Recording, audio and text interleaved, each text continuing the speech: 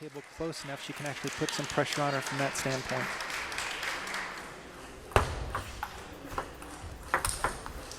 And Chris jumps out of the blocks with a very aggressive backhand counterattack. And we've seen her do this mostly when the games are close, but she loves that backhand pick hit when you give her a loose ball.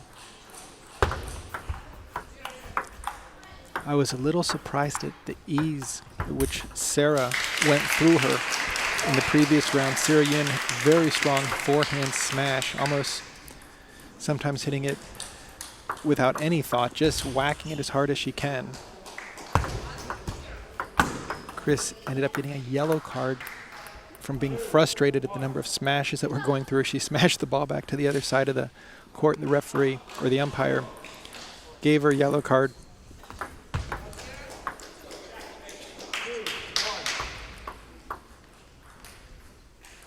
And this is a best-of-7 match between Chris Xu on the far side and Erica Wu of Arcadia, California on the near side.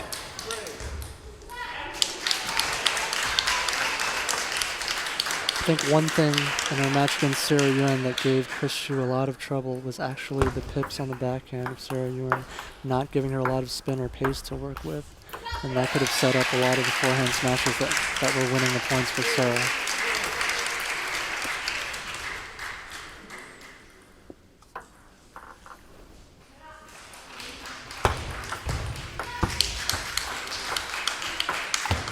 You know, Han, you mentioned about the proper way of approaching this match and this potential three-way tiebreaker in a three-person round robin.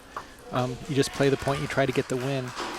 But if I'm Erica's coach, I really try to force her to just get one game first, because if she gets one game, that's going to put Chris at a negative, having lost 4-0. The best she could be is 4-5. And hopefully the coach is able to balance not putting pressure, not having her think about, well, I just need to win a game and then forget about winning the match. But that can put a humongous pressure if you do that in the first or second game, because then Chris realizes that she has no control over the outcome of the round robin, even if she wins the match. Absolutely, Sean. I would expect Chris, as a veteran player, not to let it get to her, but you never know in this type of pressure situation. You take any advantage you can get.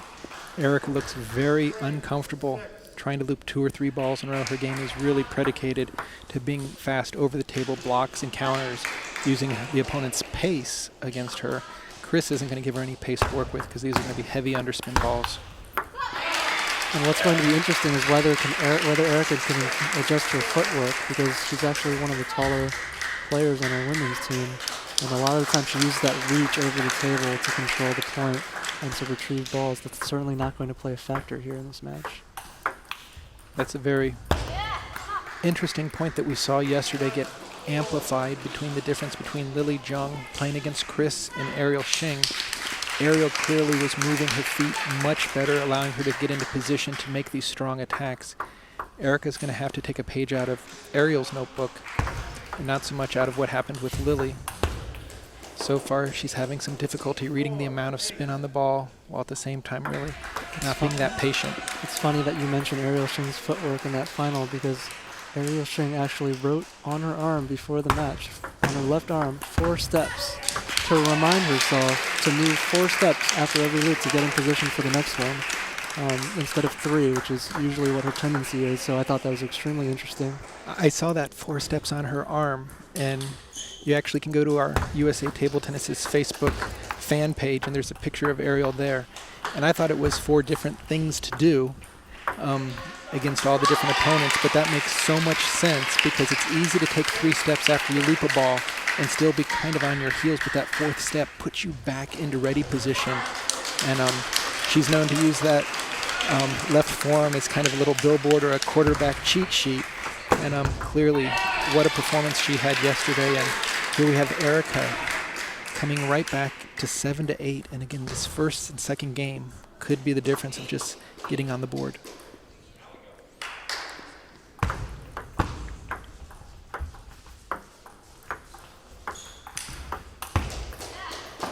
Again, she doesn't seem like she's generating enough spin to bring down the somewhat light chops without too much backspin.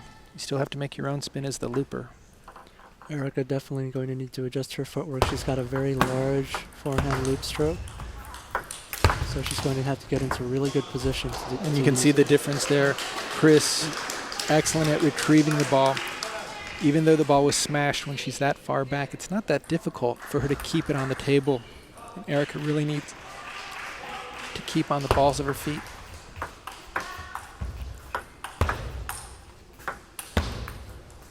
And Chris takes the first game quite comfortably after a mini comeback, 11-7. That bodes well for her because generally she's been losing the first or second game to most of the players, trying to get the range and figure out how much pace is coming at her. Now, Sean, how much of Chris's struggles against Sarah Ewan do you think could be attributed to the fact that they're teammates and the fact that those players play against her so often? Well, I think Sarah has such a unique style. Here we have some stats on the different players. There's Erica Wu, born in '96. She's been a very strong member of our national team. She was a bronze medalist at the Pan Am Games last summer. Great attitude. Youngest member of our team here, super future. She's been playing on the cadet and junior girls as well as world and Pan Am. So, I mean, she's got like not the trifecta, but the four-peat. I mean, she's all over the place on our national team. And with Chris, she's been extremely strong for the last, I would say, 15 years. Really solid performer and such a unique skill with being a defensive player.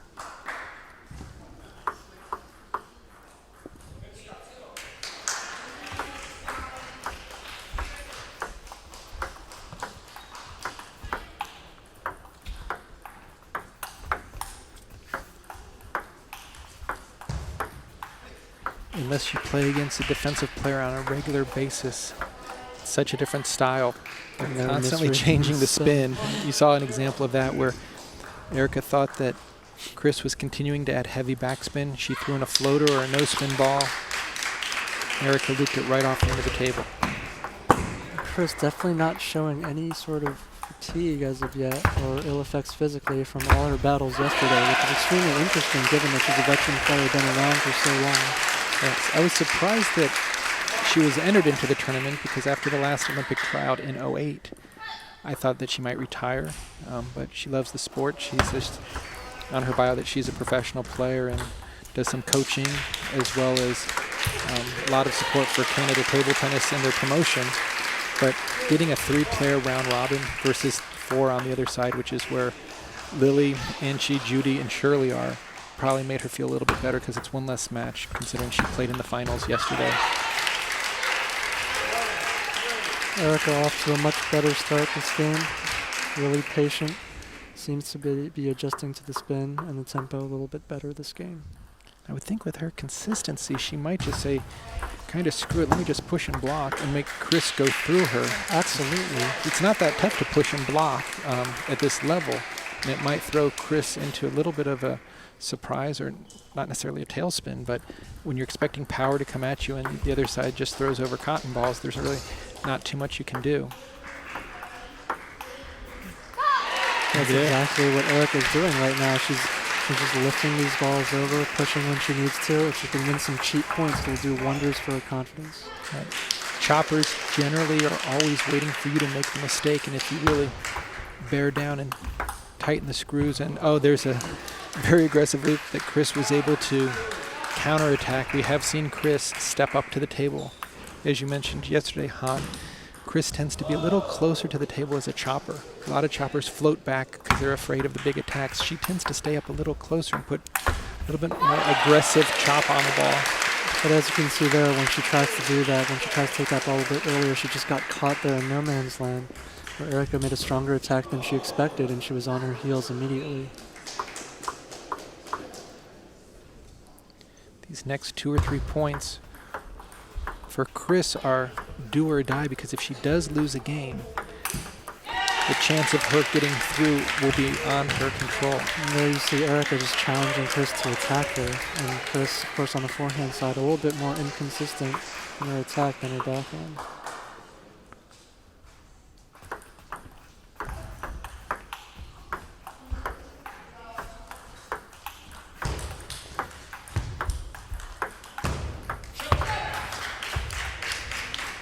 It's funny when playing against a defensive player, especially one with the long pimpled rubber, the more spin you give them, the more spin you're going to get back. So Erica's chosen the route to take some of it off, have an easier ball to deal with, but you still need to generate some if you're going to drive that ball. What's interesting is she's keeping the ball to the side of the pitch, the backhand side. Perhaps that's because she doesn't like the spin variation that Chris can play on the ball from the forehand side, but we know that extremely top-class choppers can actually use the pips to generate spin variation as well, so it'll be interesting to see how Chris deals with that. The one thing, Han, that I've seen Erica do in the last couple points is play more to the middle. And that's, again, a very solid step-in counterattack by Chris. You're not going to see that if you play more balls to the middle, because when you step in, you don't have the angle there. So we'll see if Erica uses the traditional attack to the middle tactic that most players use against defensive players that leave the table.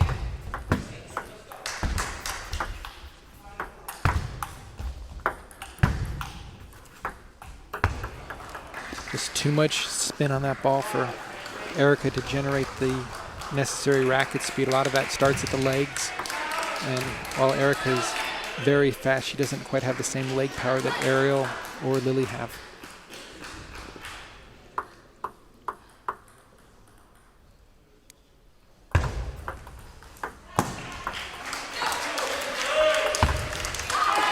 Beautiful forehand drive by Erica Wu, bringing her within 2 points of winning this second game. In this game is especially critical for Erica. You do not want to fall into a big hole against a chopper, knowing that you're going to have to work extremely hard to come back in the match.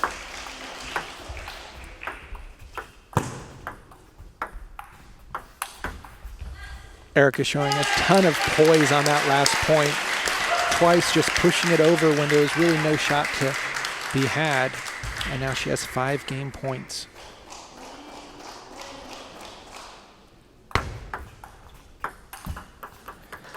One thing is, you do not want to rush when you're playing against a chopper.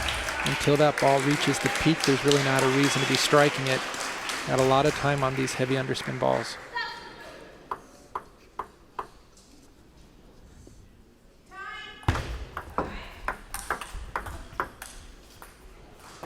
Again, Chris showing her ability to stay focused in the match and to be willing to take some risky shots. The interesting there is normally against an attacking player, Erica would be able to rally all day, but she's just not used to the tempo.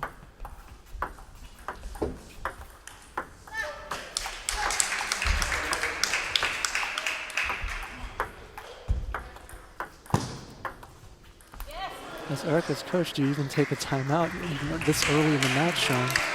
I mean, if I was Sherry, Erica's coach, I would definitely be thinking of, at least at 10-9, taking a timeout. Again, if she can get a 1 game out of this match victory, and then she can beat Sarah, she's through, because there's no way that Chris will have a better record when they go to the 3-way tiebreak. Oh, excellent loop right there. And it'll be interesting to watch Chris as she comes out of this now that she has dropped a game, which will be added if it becomes a 3-way tie, since she lost her first match 4-0. Again, the best outcome she could have is winning this one 4-1. The fact that she lost 4-0 means she would have 4 wins and 5 losses in games. So again, you can see some of the highlights of Chris's career. It's been very strong, going back to the women's singles champion at the 2003 North American Championship. She got to Cary by having a great finish in both the 11 and 12 National Team Challenge, which is how they select their team. But definitely a senior member coming in at age 43. And what's interesting is I spoke to several of the players earlier this week, and Chris has struggled at times over the last couple of years in international competition, losing some matches that perhaps normally she wouldn't, but her form in this particular competition has been extremely strong so far. And really primarily being the only chopper we have in North America on the women's side. On the men's side, I guess we have even fewer. We don't have any right now. But takes a while to get used to the change in pace, the change in placement, and the fact that she'll back up. So Erica has started this third game, again in the driver's seat. We'll see if she has the patience and the spin to overcome the combination play of Chris' shoe. Erica on that particular point taking a couple of occasions where she wasn't fully set on those forehand loops. She's actually moving backwards and up as she's looping the ball rather than driving forwards. And that's just a case of not moving enough before the shot.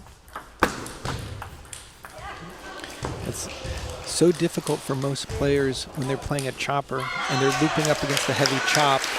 The chopper throws in a no-spin ball, and they all of a sudden find out that their backswing is the same as if it was against a heavy ball. And you have to be able to not necessarily cover the ball, but go a little bit more forward, as you said, Han. And if you're starting in the wrong position, you're going to be ending in the wrong position.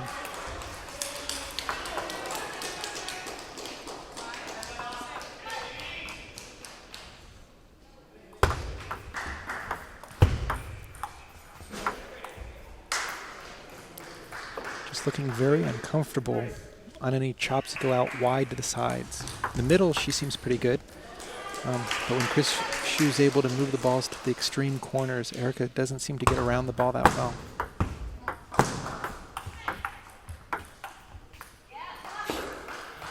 What's interesting is Erica Wu, normally against attacking players, she doesn't like to initiate. She usually prefers that the other player puts in the first opening, and she can actually kind of defend, soak up the pressure, rally with them, and eventually just out-rally the opponent. So that might account for some of the tentativeness in some of these loops she's hitting. Well, Erica being a very strong member of the kind of the California girls cadet and junior team that we've seen here with Lily Zhang and Ariel Sheng. The players from the Bay Area, one of the things their club did was to bring in a chopper because they knew that Chris was going to be at this tournament. So although they had mixed results, they had a much better, clearer view of what to do. It still seems, while the games are one apiece, that Erica's really not even sure what side of the racket Chris is hitting it with, or whether she's changing the spin on the same side or where to attack to. She just really looks uncomfortable, but it's really because she plays off the pace of the opponent when they're offensive players.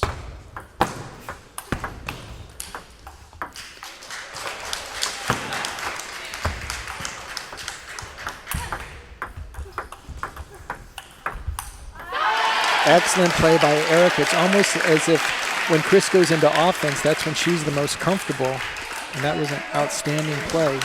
There you saw some of Erica's excellent retrieval and defensive abilities, where Chris actually made a couple of good attacks, but Erica, when you think she's out of the point from strange sort of angles, she can actually get the ball back on the table.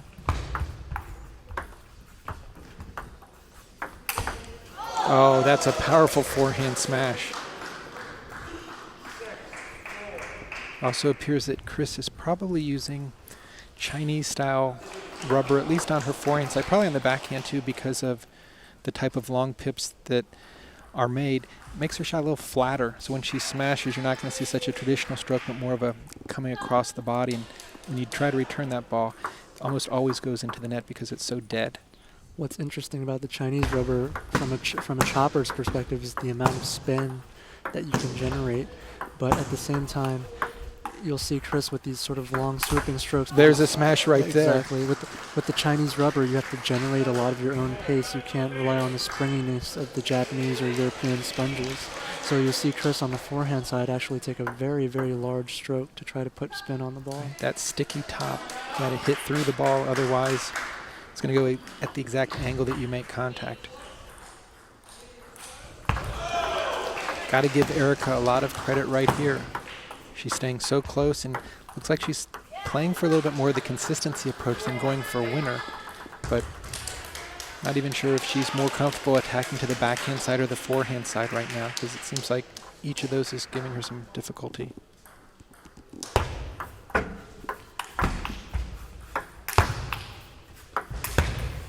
Ooh. Again, just trying to get the ball through Chris when Chris is already back 15 feet. Probably a little bit smarter to maybe either drop shot it or take some pace off the ball than trying to hit it through her when she's already that far back.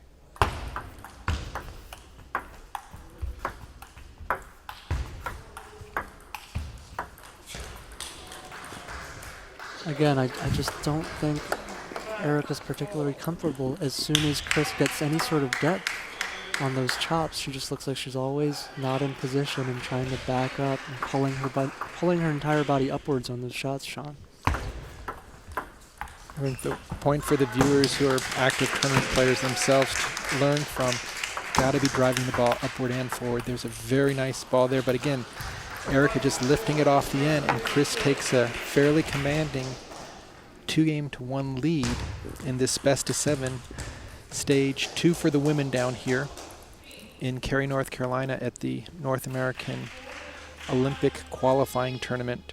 Chris has a must-win because she did lose to her teammate Sarah Ewan in the first round-robin match, 4-0. Erica's almost accomplished the minimum that she needs to do, which is to take a game to help her in a 3-way tie, but that would definitely require her then to beat Sarah in order to get into that tie. It's always tough when you have 3-player round robins because you know that if each player beats the other one, it's going into the tiebreaker procedure, which is games won versus games lost.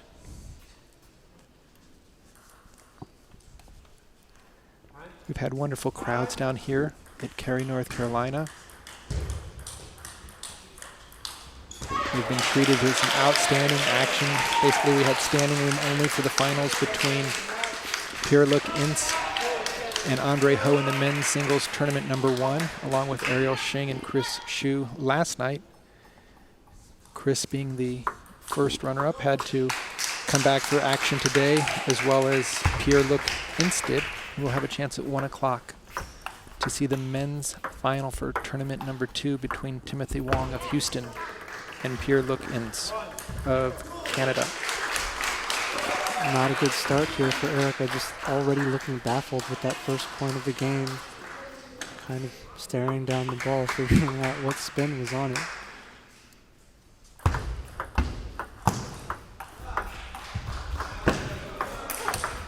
And there's that powerful, it seems that Chris always likes when she's coming in off of a deep ball, she's going to attack the backhand, gives her a little bit more latitude or a range of where she can go, where the forehand, as you said, on the smashing requirements of the Chinese rubber, puts a little bit more pressure on her. Very strong play by Erica there. Seems like if she starts on her forehand, starts on Chris's forehand side, she'll get an easier ball to attack, whereas on the backhand, Chris is very strong at varying the spin. You saw when Ariel Shing and Lily Zhang played Chris Xu, both of them tried to pick a lot on the wide forehand of Chris Xu to try to open the angles up.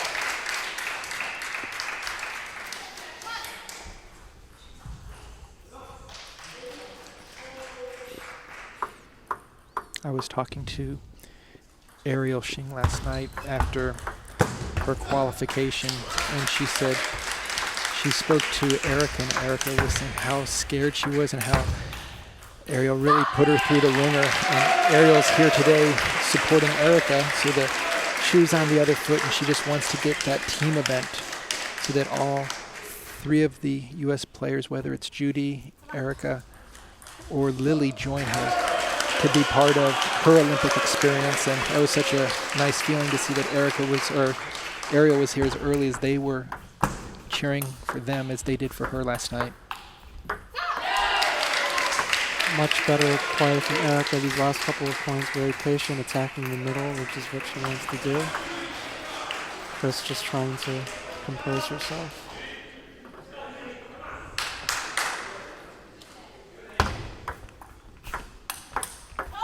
Oh, again, Chris setting little traps here and there. It seems like there's Ariel Shing and her father, along with one of the coaches, Hai Long. Such a different feeling at being at the Olympic tryouts while having made a spot on the team, and congratulations to her and all the players and coaches at the ICC in California who helped make that possible.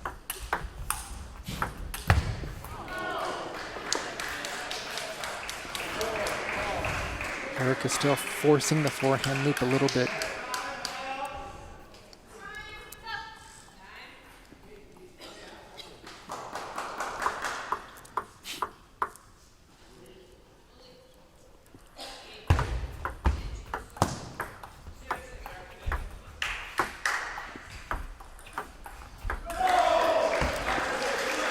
Very interesting tactics right now, Han. I know watching your game develop over the years that you had an extremely strong backhand loop and you probably felt comfortable using that against a chopper, but generally you can play a forehand the entire time if you move your feet enough against a chopper because you have time. And here Erica's, it's like she's throwing the backhand loop or the roll. I think the reason it's tough is going from a backhand to a forehand. You got to choose one side of what you're going to be using to start or finish the point. Erica continues to look a little bit confused on how to score. I think what's really hurting her is attacking player against chopper. It's really a game of balance and who can throw the other player off balance. And even though she's looked a little bit more comfortable with her own balance these last couple of games, she's having trouble putting pressure on Chris. There's a good attack, but she's having a lot of trouble throwing Chris off balance. Chris is able to really just get set and move just very fluidly. There's nothing that's staggering her, forcing her back, or forcing her forwards. She can really pick and choose the depth of her position relative to the table. And I think that goes a long way to what we were seeing yesterday. Again, a very strong backhand and counterattack, and she's been very selective. And it seems when she does choose to step in, it's always paid really big dividends. It's almost like an 80% point ratio win to loss.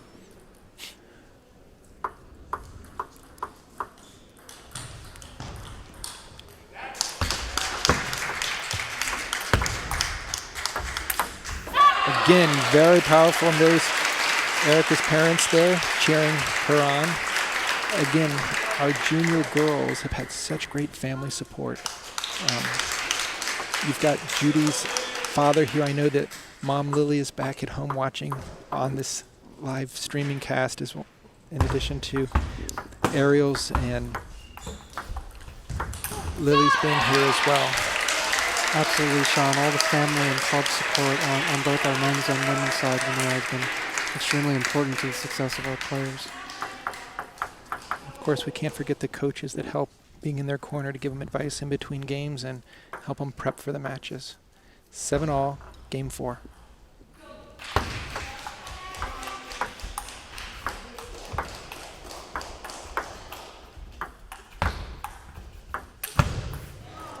That's going to be tough to get through Chris Hsu when she's comfortable at that distance. That suggests that Erica play a lot more short, almost drop shots, and hopefully get a loose ball that she can pound versus trying to go at the same pace. Absolutely, Sean. There needs to be a little bit more finesse on those drop shots. A little better location. At least off the drop shot, she'll see a ball that she can read cleanly. But I think 2 or 3 loops in a row is exactly what Chris wants, as she puts in a lot of dead no-spin chops on the forehand side. Just great defensive play from Chris on that point. Erica actually doing very well to change the depth and location of her shots, but Chris just absolutely equal to the task, getting to every single one of them.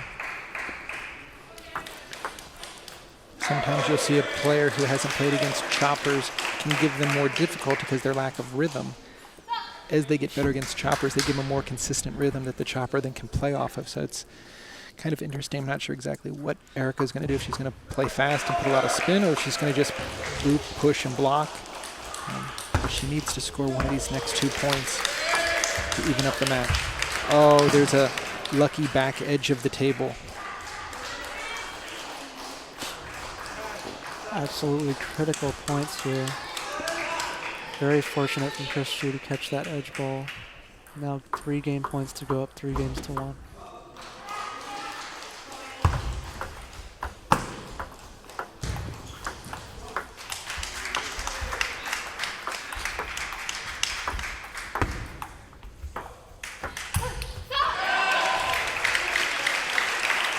A missed backhand there from Chris Hsu, very rare to see. This particular match, she's been on fire with that backhand attack.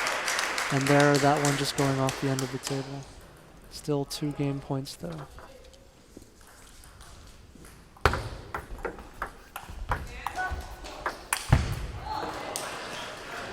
Erica going for a shot, but again, not really getting a good read on the spin. If you're going to be smashing, the one thing you need to know is exactly, is it heavy underspin or light, because that will change your racket angle. So Chris with some breathing space, but again, we're in a 3-player round robin, and Chris has lost the first match. So She needs to win to stay in, but will winning be enough? Now, Sean, as Erica's coach, what do you think she needs to do here? Because obviously what she's doing is not working. She's not really comfortable with how the match is going at this point.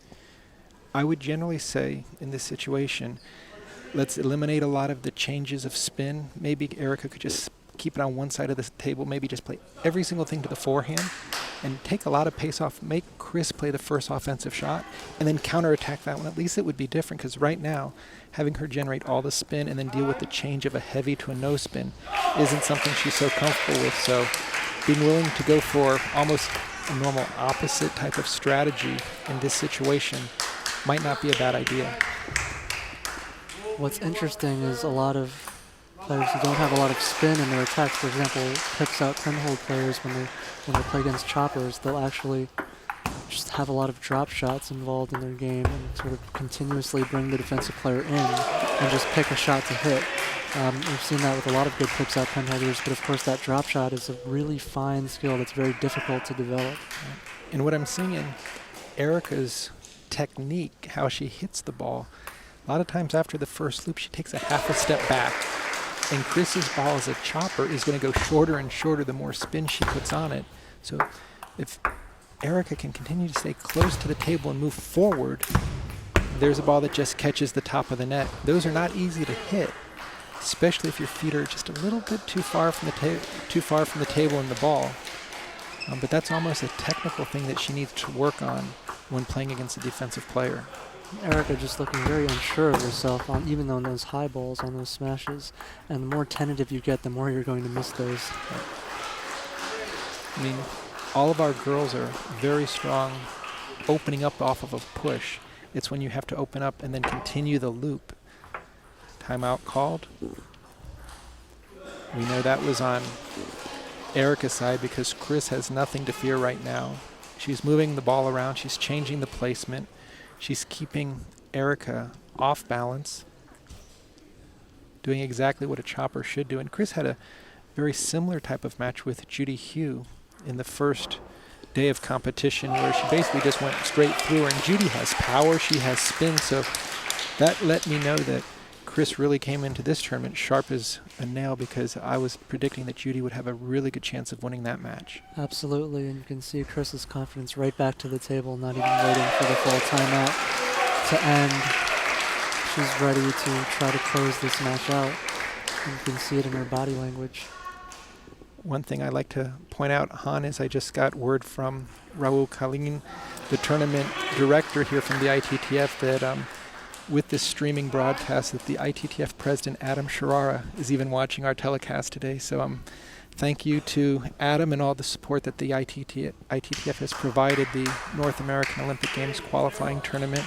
It's been a great organization to partner with, and we just see our sport growing at leaps and bounds through the great publicity and marketing that's coming out of the ITTF.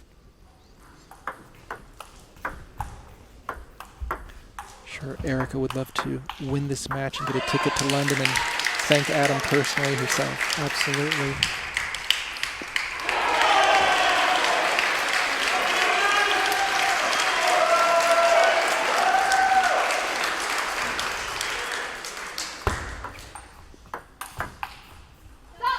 Very strong play by Erica.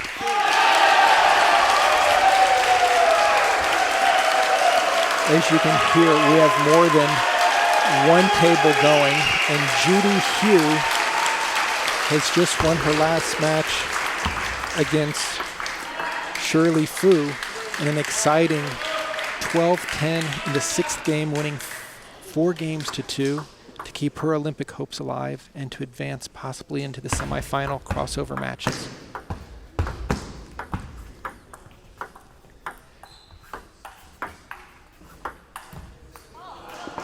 Han, I'd almost think that if Erica would also maybe just loop and then push, loop and then push, she'd have a more easy time, because it's that second loop off of her first loop that's really causing her difficulty in maintaining the spin to speed ratio.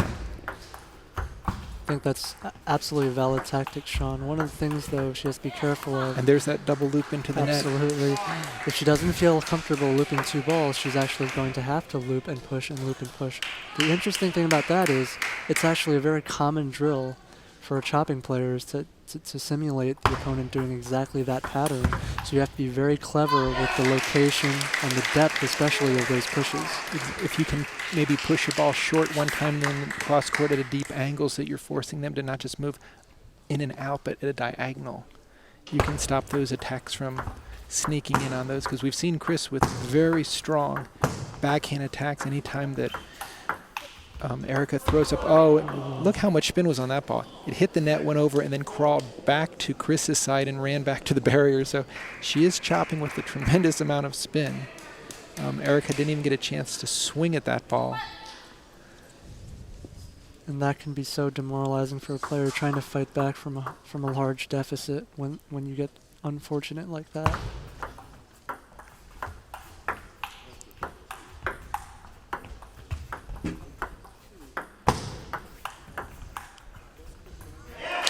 Nice patience and control there.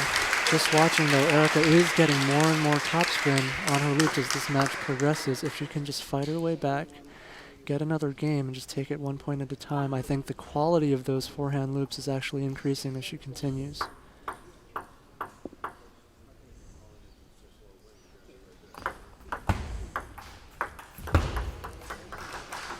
One of the challenges that Erica will have is in her next match. It'll be such a change of style when she plays against Sarah Ewan, who just loves to rocket and smash balls from her backhand side and block, kind of a stiff block on the backhand, that she won't have to loop 2 to 3 balls ever. She'll either be blocking it or maybe counterattacking it.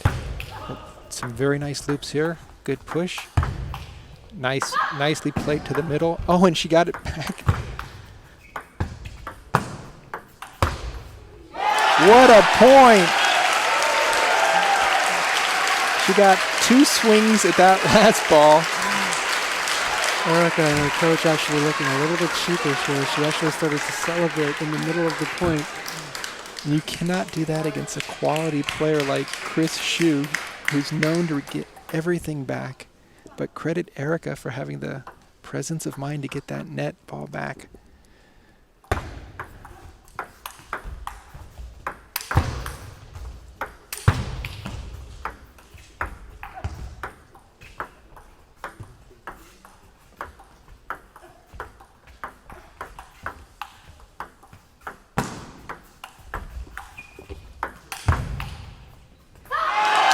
Excellent play, super patience.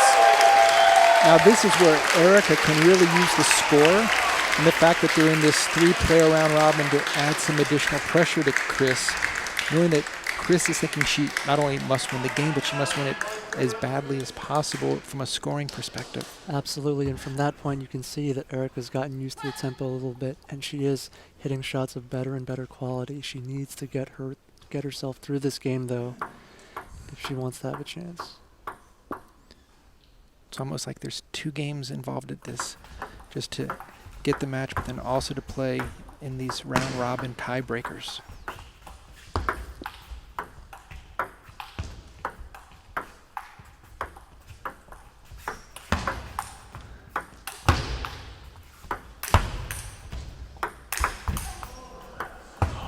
Amazing recovery by Chris Hsu.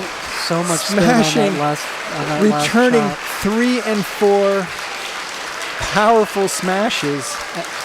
I'm just not even sure how that angle comes back. And she took that last one so early, was able to take all the power off the ball. And Erica's reaction to that last particular chop was typical of players who don't play against choppers much, because you know it's spinny, but she was just looked tentative. She knew it was loaded, but still pushing the ball into the net.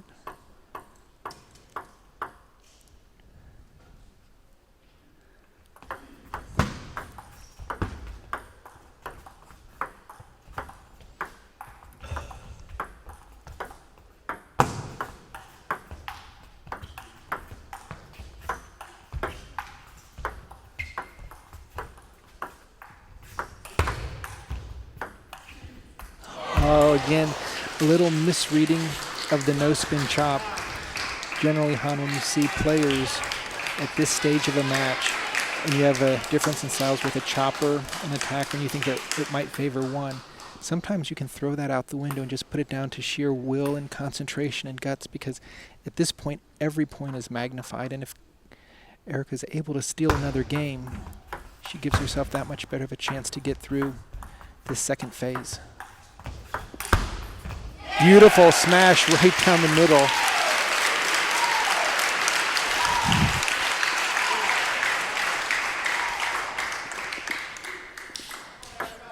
Critical juncture here. Erica really needs this point. Off her own serve, looking to place the serve well and to set herself up. Almost seems like when she gets into the pushing, throws Chris for a little bit of a... Oh, there's a heavy chop. Looks like it might have caught the tip of the net. And Chris Shu now has 2 match points to even her record at 1-1 in the second round robin phase of the North American Olympic Trials in Cary, North Carolina.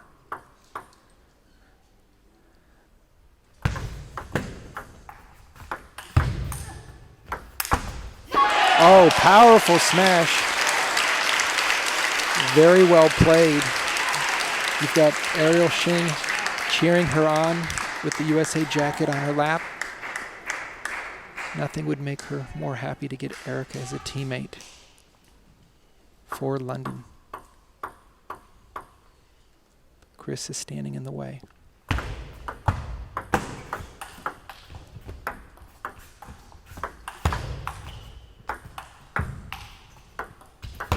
And Chris has done it. She wins 4 games to 1 to even her record at 1 match won against Erica and 1 match lost against her teammate Sarah Yuen.